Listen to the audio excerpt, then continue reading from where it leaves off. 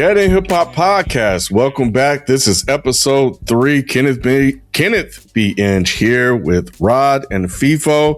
What up, fellas? What up, bro? Nothing much, man. Pretty much slow week this week in hip hop news, except for the live we're about to do with LaRussell and stirring up a lot of controversy, about Lil Wayne. So if you guys are listening to this and did not catch that live or the replay, make sure you guys check that out on the YouTube channel, youtube.com/deadendhiphop. We'll have Jay Red coming through again, joining us as a special guest because Senor Feefo, damn. Plans fuck up. Will be joining the company, man, live. And to me, they are a necessary stop for anyone who's interested in understanding what's happening in hip hop. Joining us, we have Feefo from Dead End Hip Hop. 9-second applause. Appreciate it. Hey, look, if you got him, man, that was the best intro I've ever had, man. I appreciate it, man. So definitely make sure you guys go check that out. We'll see if we can make sure you guys have a link to that to check out your boy on Culture United. So, we'll be tuning in. That should be fun. We still got a pretty good show put together, man. So, as we continue to experiment with this thing, we always welcome everybody's feedback. So let us know what you guys think or where we can improve, where we can cut on Patreon, which if you're listening to a clip of this, patreon.com/deadendhiphop, man. You can catch us over there with a lot of exclusive content, but we're going to get into current news about J. Cole, Too Short. I threw on something a little extra about Travis and Kanye West. We're going to look back too with our old school segment. Silk the Shaka. True dropped their album around this time as well. And Michael Watts, man, they had his memorial service today. So, we'll pour out a little liquor for him. And we'll close out the show with just maybe some projects that we've been listening to, a new artist you guys should check out. And, a quick feature discussion. But yeah, I'm looking forward to getting the show started with the Hip Hop Minute. So last week, and it continues this week, J. Cole has been the topic of discussion. Now we have some numbers to go along with the album. We see that he debuted number 1 on Billboard 200 with 280,000 first week sales. This is J. Cole's 7th consecutive number 1 album. 167,000 came from streaming, with 169.5 on-demand streams. That doesn't seem right to me, but I'm going to go with it. 113 pure sales with 80,000 in vinyl, which is his biggest vinyl week ever. It's the largest hip-hop opening since Playboi Carti, man. And he had the Trunk Sale Tour, selling CDs from the Honda Civic, driving a lot of fan engagement. Of course, it's supposed to be his final action. So what do you guys think, man? Is 280K, is that impressive in 2026, given the hip hop market? Yeah. I think what's even more impressive is that this is 7 number 1 albums. You know what I'm saying? I think that shows the longevity. And I think that, I don't want to say that J. Cole's numbers are boosted because that man had to earn that. You know what I'm saying? Like J. Cole, in my opinion, is the epitome of building your own fan base and then just living off of your fan base, right?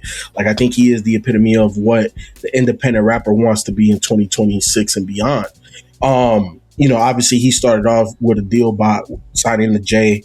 But at some point, the man went independent and started doing his own thing. So to me, yes, this is definitely, Ken, I don't want to say eye-opening, but I want to say that this is the product of hard work, right? Like, I don't feel that J. Cole, for the majority of those number 1 albums, had quote unquote a machine behind him.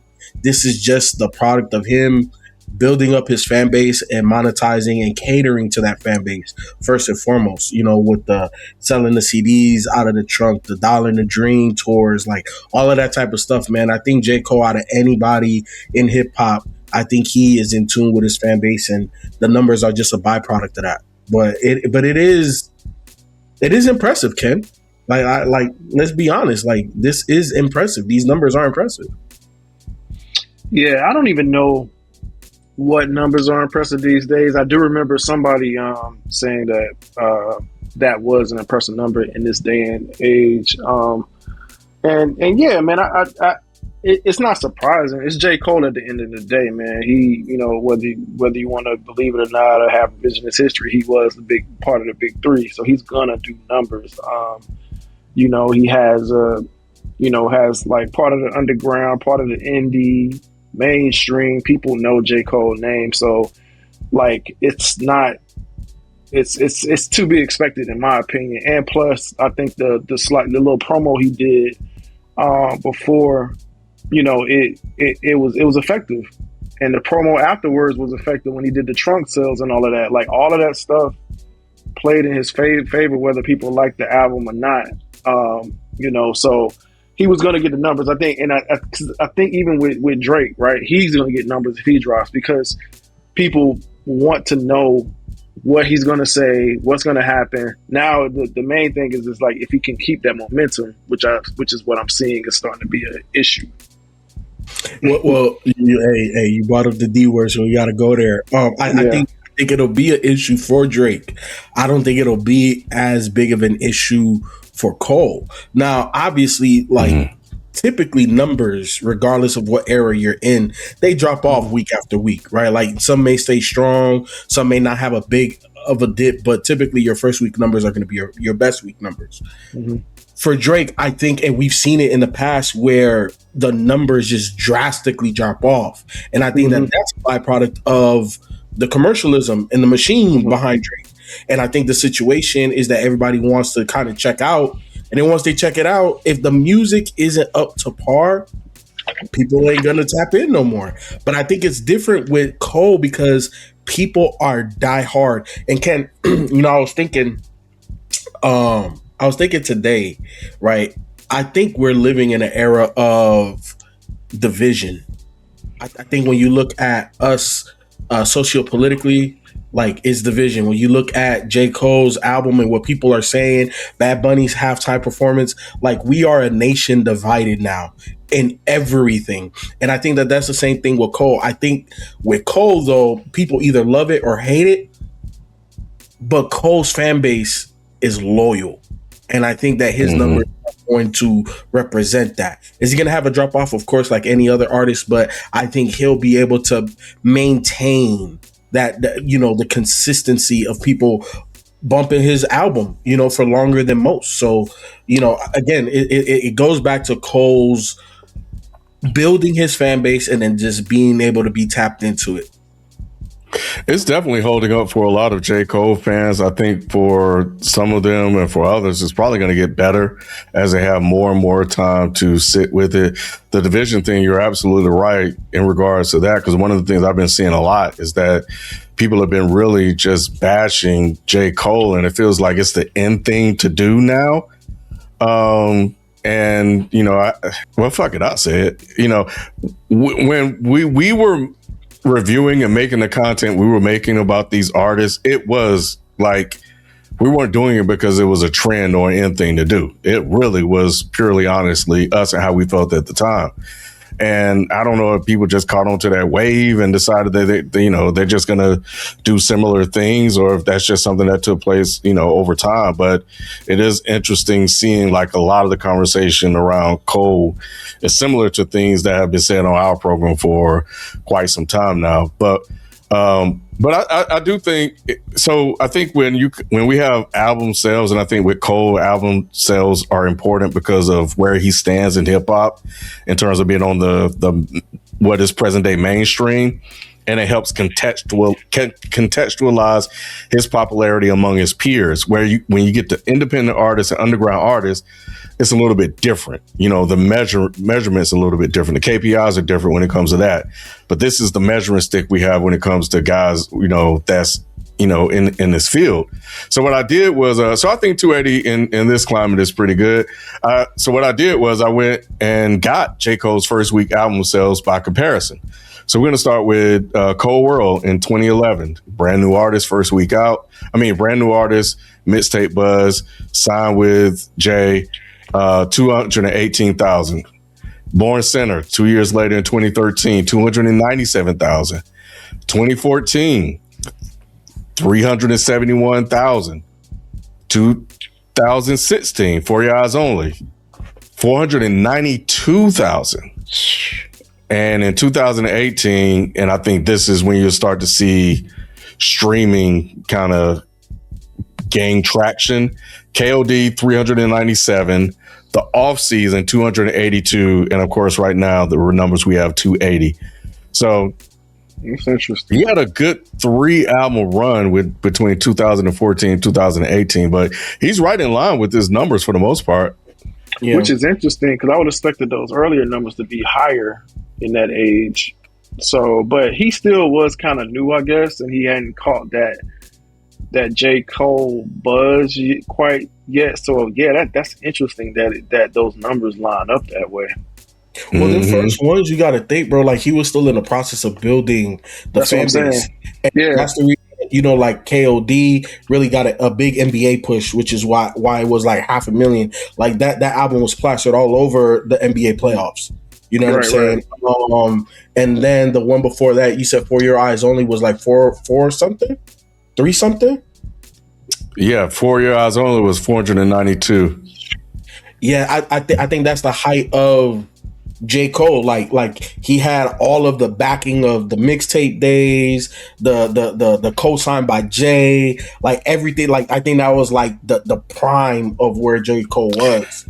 And they said that, just real quick, his peak, For Your Eyes Only and KOD were inflated by streaming units. So I don't know how they were doing the calculations then, because there have been some adjustments since that time. So that's probably why the numbers came down. But so that's why you probably have such a huge spike.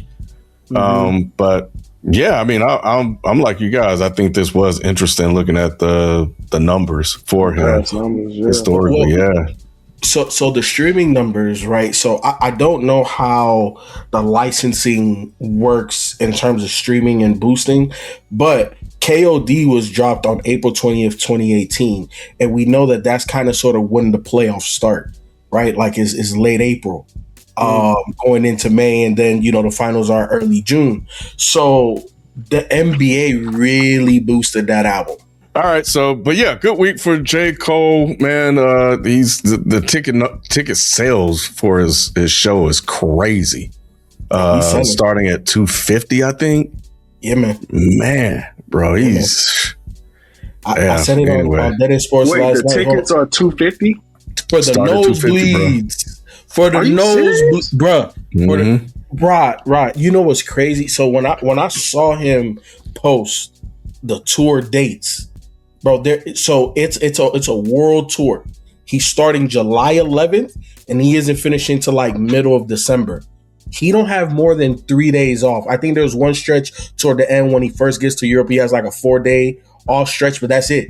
Before that, the longest days off he has is 3. So like a lot of times he's doing back-to-back shows or 1 day off, then 2 days off. I'm like, yo, like this, hey Ken, he's about to gross crazy bread on this one, bro. Yeah, I saw. And of course, it fluctuates by market too. I just said it fluctuates by, of course, the city and the market, but they're high. Yeah, that's pretty high, bro. Like, damn, that's crazy. Like, are tickets going that price right now? Yeah, wifey was telling me. Or I think it was either my wife or Spike, but Spike may have said it. My wife may have said it's an R&B artist. Excuse me, that's going on tour now, and I can't remember the name. I'm bad with names, but their tickets are like starting at $350. Oh, yeah, Bruno Mars. Bruno Mars is starting at $300. There we go. Yep, Bruno Mars, bro. Starting nosebleed. That's crazy, bro. Like, that's wild. I remember Myke used to complain about tickets for bigger acts or whatever. And I'm like, well, what you talking about? You can get Jay-Z tickets for like $99, some lower than that, depending on where you want to sit. But y'all saying it's starting at that price now? Yeah, I'm That gonna shit like yeah. that shit like haircuts. Yep. Yeah, I put it in the chat, bro. Yeah, the inflation on haircuts has gone crazy, bro. And these ticket prices are up there too, bro. It don't make no sense to me. Wait, are y'all sure this isn't like resale? Nah, bro. I asked the same thing, bro. That's Man, Ticketmaster. this can't be Ticketmaster, bro. Yeah, wifey sent me the same shit last night. Dog, that's crazy. If this man tickets are this much, like how, bro? Like how? Like at least I'm really tapped out of like how much ticket prices are going for these days. I haven't been to a concert probably in about a year or so. It's been a minute for me, but I guess the artists that I'm more into now, they're not at that level, dog. Like, you know, I was looking like some Larry June concerts like last year or the year before. You know, it was starting like 150, currencies in the hundreds. You know what I'm saying? So like the people I really fuck with, they not selling for no $200-300, bro. Right, I'm on Ticketmaster right now, and that's what I was trying to go. Yeah, now I'm seeing platinum prices for 600. I'm trying to view sales. Like they got when you start getting pre-sale. into that, when you start getting to those platinum, yeah. See, I'm seeing some, man, for like 104, 125, and this is on SeatGeek. So I think people probably bought these up, man. They probably boost because are those official ticket sales or Ticketmasters, or because you know Ticketmaster also has a resale thing too. Yeah. So what the photo I sent you came from Kyle, 12 Kyle, and oh shit, there's a queue going on. So I think the numbers might be running up. So I don't know what's going on, bro, but yeah, it's a big thing. But yeah, everything is saying his ticket prices are pretty damn high. But yeah, 12 Kyle sent that because his kid sent it to him, and then he has sent that to us. So I think that's it's insane. Man. Regardless, man, it's expensive as hell. It's expensive. Yeah, I think it's resale because I'm seeing some at like 104, 166. I think that's resale. You gotta be careful with these ticket sites, man. They'll trick you. Well, I wasn't going to see him anyway, but yeah. yeah. I'm just saying, they'll trick you, man, because these resellers, man, they'll get you. But yeah, I'm seeing. Wait, okay, so prices start at $215. So let's see. So State Farm, I'm seeing like 120. Mm-hmm. Yeah. I think that's resale.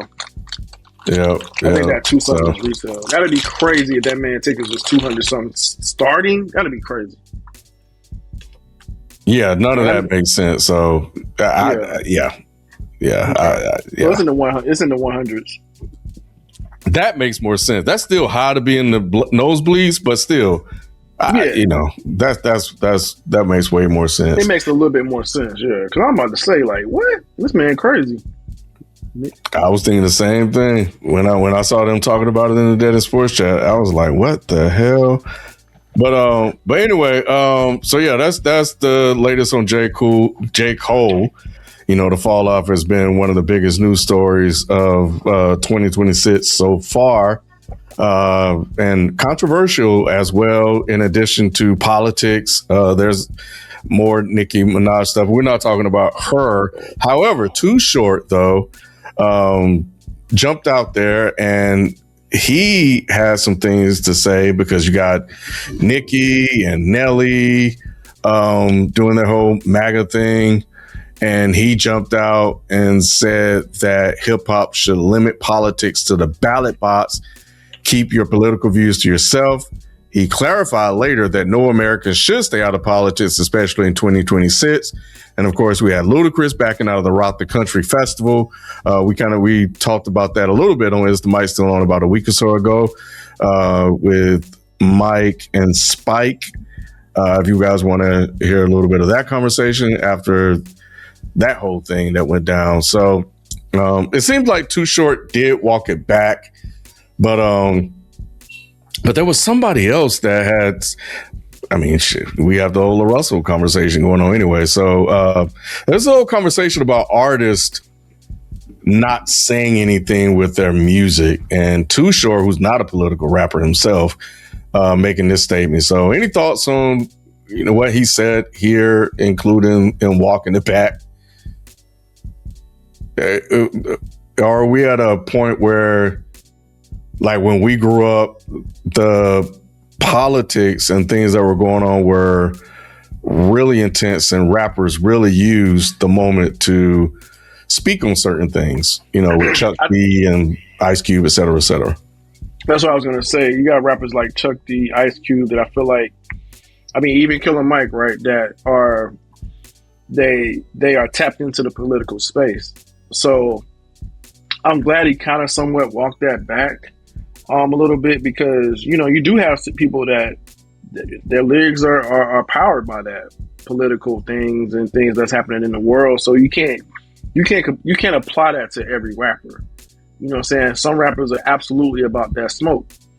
Like Chuck D being one of the earlier examples that I've ever had that was about that smoke. Like talking about Reagan, everybody. You know what I'm saying? Like I think it's important for the culture to tap into those spaces of politics with their music. We've even told, rappers like, yeah, man, remember we were talking to Cliff's Old Forces. I remember telling them, like, man, y'all should, especially as younger cats, kind of, touch on different things that's happening, like the killings and things like that. It's cool what y'all do, but we feel like y'all can go a little deeper with it. You know what I'm saying?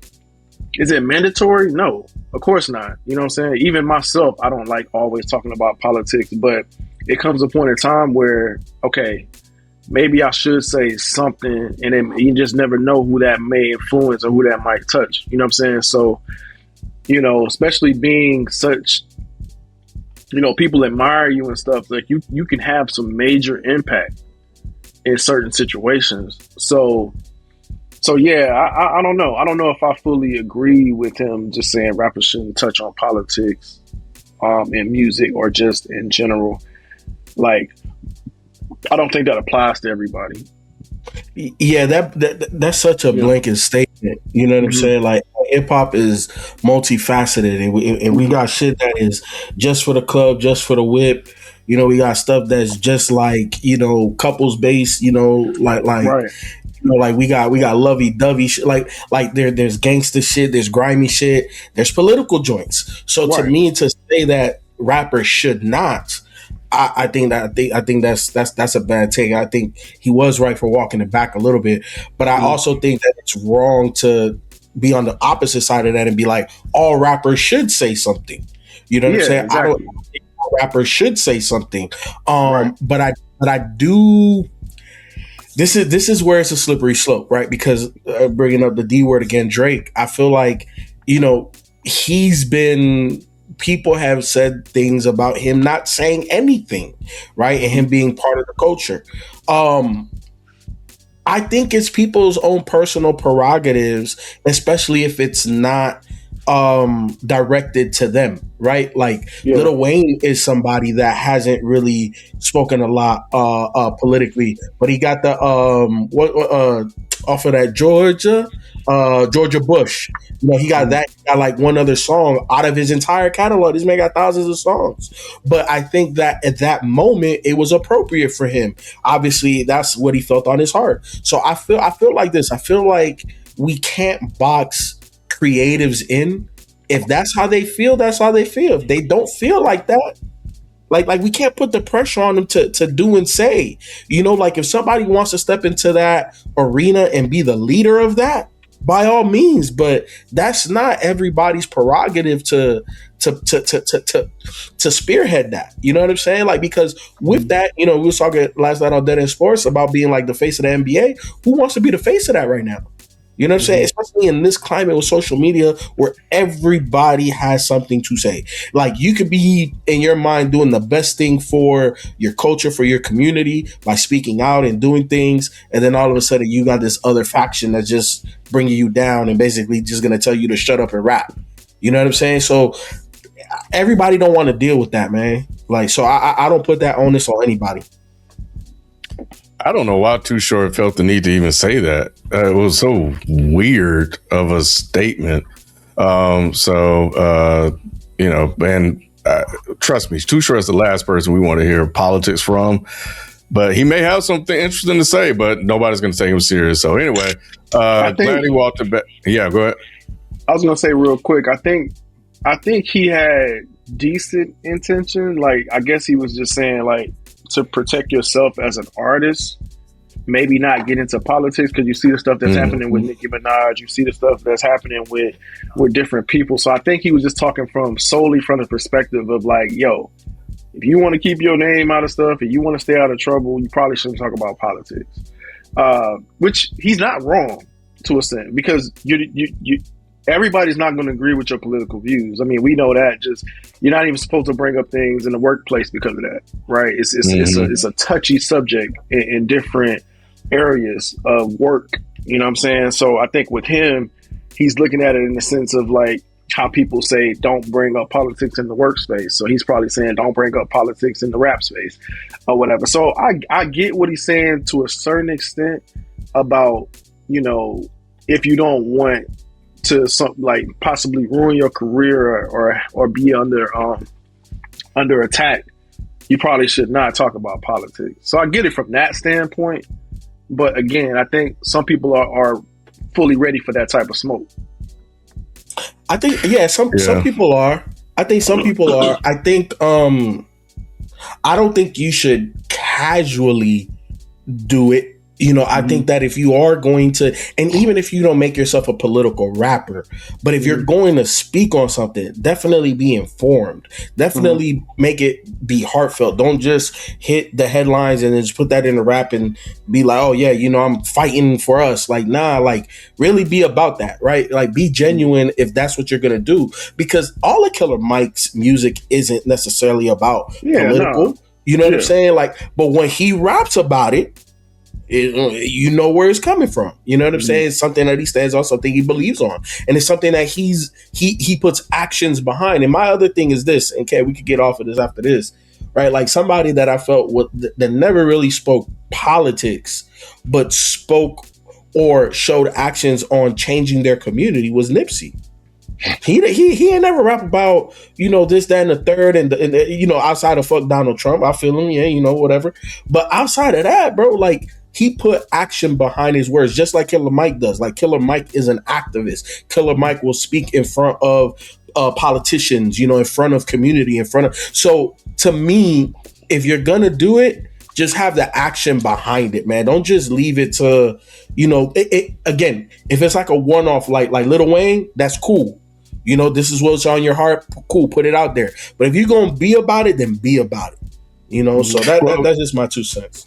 Yeah, and Too Short, you know, he didn't delve much into politics, but on the Short But Funky album, he did have a song called The Ghetto, which kind of chronicled and talked about stuff. So, you know, he's spoken about things that were happening in his issue. He just didn't delve into politics. He kind of ventured away from that, but, you know, he's has some stuff to say. Last thing I got, man, for the Hip Hop Minute, I know he's a very much maligned rapper. You know, he recently put out an apology in Wall Street Journal, I think. But there's news that Kanye West and Travis Scott have an album on the way, and this was communicated by Havoc in an interview with Complex. He said a couple of songs that he has have made the cut so far. Travis Scott was doing a concert, and he said they may have something special soon. Travis Scott brought Ye out in Japan, so they definitely have worked together. Any interest in a Ye Scott album? I'm so off of Kanye at this point, man. Like it would have to. And I think I brought this up somewhere. I said this somewhere else or another show that we were on or doing. Like at this point, he has a steep hill to climb. If that hill is even there for me, like It has to. I don't know, man. It has to be some crazy, revigorated type of situation. I don't even care. Like he's not a draw for me anymore. So even with Travis Scott, when you say even with Travis Scott, I don't even know what that means. Like because like I'm not a huge Travis Scott fan. You know what I'm saying? That means nothing to me. So it like, but my point is this, Ken. Even if it was somebody that I really like, right? Like let's say like a Mark Hamill or somebody, right? Which has got one on the way. We just found out, which is super dope. I just don't care. Like I don't know what a Kanye Mark Hamill thing would even sound like. You know what I'm saying? Like so, Kanye isn't that draw. Whereas one was before, like oh snap, you know what I'm saying? He got Kanye West. That's crazy. I don't have that anymore with Kanye. Kanye's name holds no weight for me anymore. I'm still curious, especially with collaborations. I don't think you're wrong, Modest. Like Kanye is not the draw he once was musically. You know, like before it was kind of like, oh, you got a Kanye beat, or you know, Kanye coming out with a Kanye beat, you know, pandemonium. You know, he's gonna go platinum in 3 days. Like it, you know, like it was a different time. This version of Kanye, I'm more so interested to see the collaborations because when he's dolo, I'm kind of like, it just hasn't hit like that, you know, in recent time.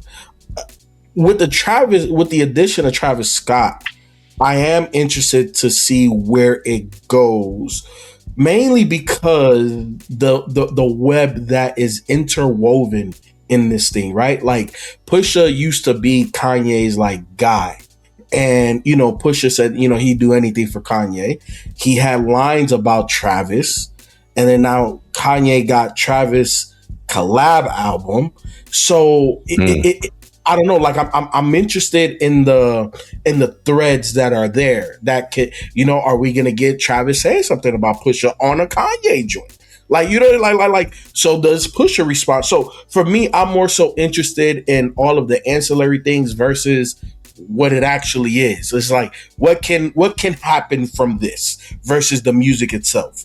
I'm more interested in the outside than the music. So to that degree, I am interested, but I'm with you. It's not the draw anymore.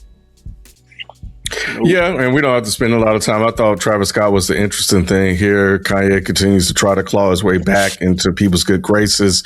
Am I or will I be listening to this first day out? Absolutely not. Second day out? No. A week later, 3 weeks later? Probably not. But I will be watching the commentary around it to see what people are saying. And I'm not saying I won't even listen to it. I probably will eventually listen to it at some point. But I definitely, like you, Feefo, am interested in the things around it more than the album itself.